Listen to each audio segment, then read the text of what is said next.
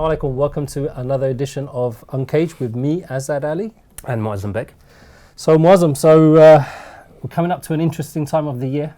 Elections. And I'm not talking about Christmas. Of course not, of course not. Elections. I mean, everyone seems to be having an opinion on it. We won't really go into the ins and outs of that. But I think it's important to maybe look at some of the politicians and some of the people that are participating in this and who people are going to vote and look at, what is their history, what's their record, where do they stand on things like torture, things like war and things like prevent. So I understand you've bumped into one or two of these people.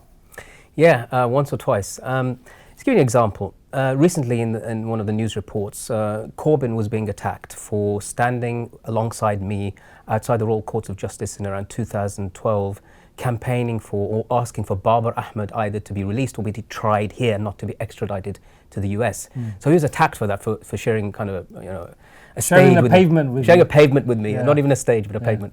But what's interesting is that not too long before that, I shared a platform with Boris Johnson, who was campaigning also to stop the extradition of some of his constituents, who included the NatWest 3 bankers. Now, there was Boris Johnson. That actually. Yeah, Boris Johnson. So we shared a platform in Portcullis House in one of the parliamentary rooms. Several other politicians were there. Sadiq Khan was there, and several lawyers and so forth. But of course, he was in it not to defend the rights of Muslims, but big bankers. Yeah. And so you can sort of attack one politician for one thing, but not the other for sharing the same platform, which I found really ironic. I mean, if you're the common denominator here, the thing that sets, say, Boris Johnson and Jeremy Corbyn apart is one is out there protecting bankers and the other is out there protecting rights of citizens. Well, absolutely, that's one of the things. And, to be fair to both sides, they have, in various occasions, Jane Ellison, for example, who was a former health minister, but at the time was the MP for Battersea South, where Shakir Ahmed lived. She went with me to go and meet the Undersecretary for Foreign Affairs to talk about Shakir Ahmed's case, and she was very involved and trying to campaign for his release, as was Martin Linton before that, who was Labour. So you've got both sides, getting onto issues. Sarah Tether from the Lib Dems. But these more exceptions to the rule, well, rather let me than the just general say, rule. So Sarah Tether from the Lib Dems was campaigning on Jamila Bunna's case. That's right, yeah. So what we've got is a whole series of different cross-parliamentary people who worked on these cases and issues. So all I want to say is just to give credit where it's due and not necessarily say this has to do with any party political thing, because sometimes, to be honest with you, the Guantanamo issue was a difficult one to run with. Yeah. No, I mean, I understand. I mean, you're saying it's not necessarily a party political issue, but I mean, the way I see it is what we have is an exception to the party political position. The exceptions are, every now and again, one or two individuals, they kind of rise above it. I mean, you have in the Labour Party during the Iraq War, you had a lot of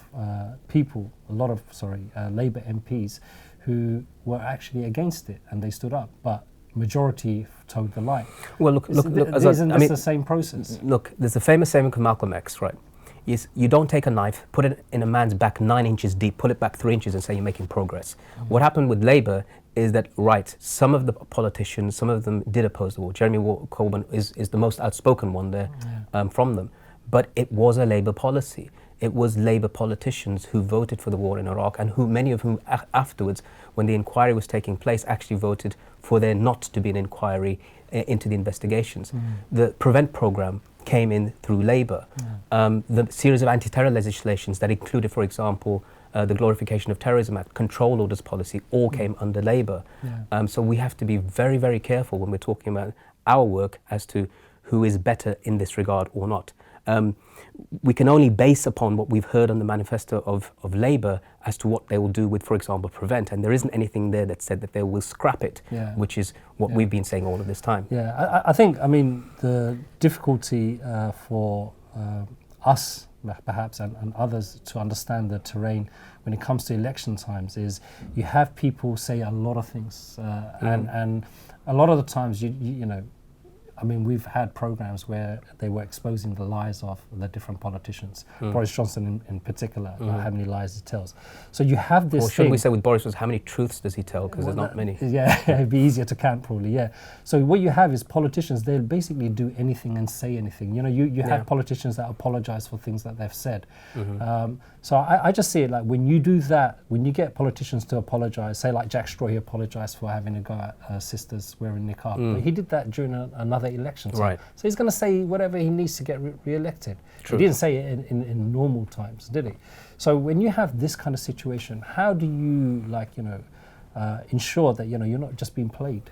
Well, I think that's one of the biggest problems. You know, as I said, I've had lots of interaction with various MPs at different times for specific things. And if I went on this person as an individual, I know them to be a good and decent person, and that's all, that would be one thing. But the other thing is, of course, they're all part of party politics, and the party politics always trumps, to use the word, a personal position. And there you can't, because the problem I find with these, if you were to put aside views on whether you should or whether you shouldn't vote Islamically and what your position is, but if you just look at where do the interests of the community lie and how much truth is there, and you have to weigh one evil up against the other evil, and in one person's life he may be affected by anti-terror legislation, another may be affected by education, and they are forced now to choose between those two evils. And I think it's just a yeah, it seems. I mean, in terms of our line of work, I mean, if we take, say, torture as a criterion to kind of judge the politicians, where would you put them?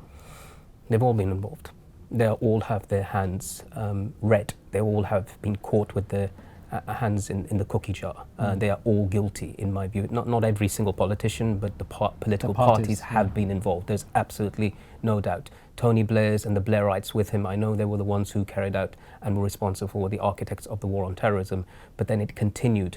And then Labour took on what were guidelines and made them into law, you know, for example, with Prevent.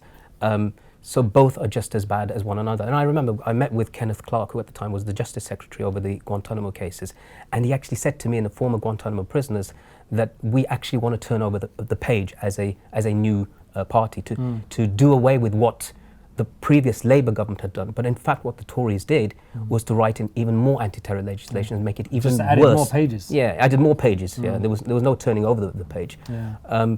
So I think to myself, you know, I sat recently, a couple of years ago, with Dominic Grieve to give them evidence of Britain's role, including cases pre 9/11 in torture.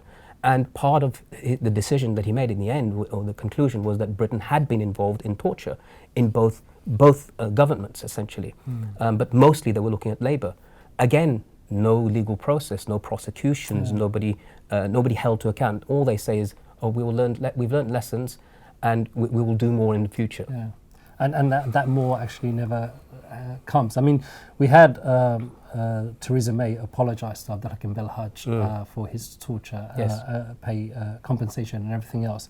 I mean, that's probably the first time a British Prime Minister has actually admitted to it. I mean, these things ought to kind of give you some hope that there is, you know, a turning off the page or a turning off the corner. But it seems after that, I mean, we don't hear anything from. I mean, it's coming up to an anniversary of Guantanamo again. I've not heard any politician of any colour or description talk about Guantanamo and that it needs to be shut, that, you know, all of these issues. What, is it like forgotten? Well, you know, it's a couple of things. A really important point you made there. I remember I stood, it was in Downing Street, outside Downing Street, with Joanna Lumley, outside Downing Street for about 3 hours in the rain to deliver a letter to Gordon Brown, at the time who was the Prime Minister, for the release of the Guantanamo prisoners, including Shakir Amir. He wasn't there because at the time he was in Saudi Arabia.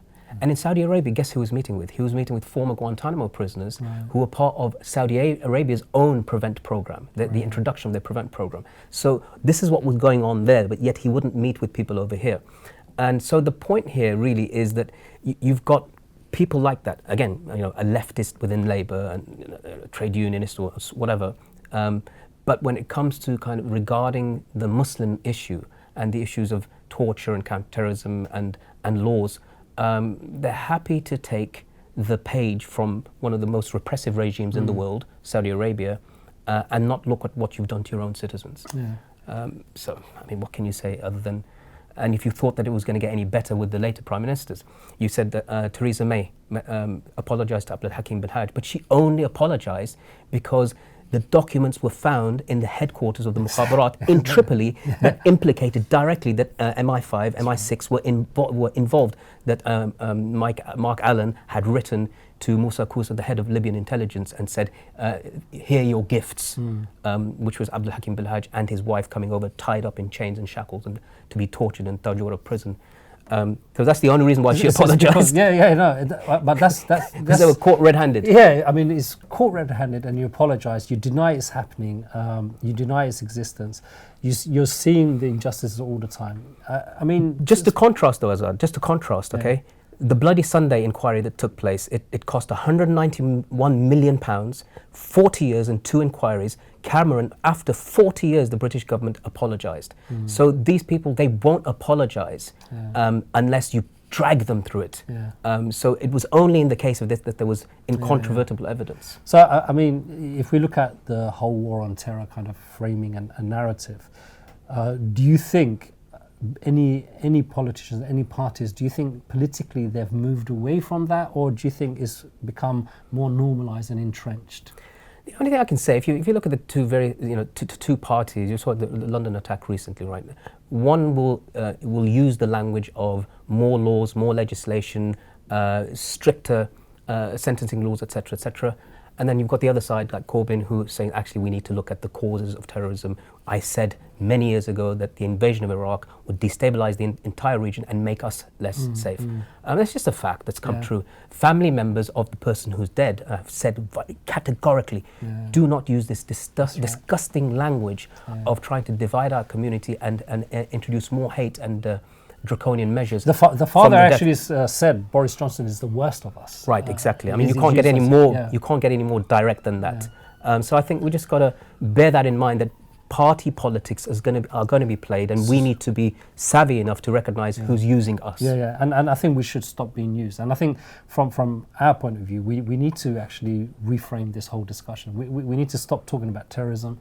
We need to ask the question: how do we build healthy, safe societies? How do we move away from this framing? Absolutely. And I think that's probably we should be in control of our own kind of destiny in this. But it seems like we're too trusting and always eager to look for maybe a solution from places where it never comes. I agree. I mean, we're not going to get our solutions that we need to our specific problems from the people who caused them in the first place. That's just not going to happen. All right. So I think that's a good place for us to pause and maybe end. Next edition of UNCAGED is coming soon, inshallah. I hope you enjoyed it. Assalamu alaikum. Assalamu alaikum.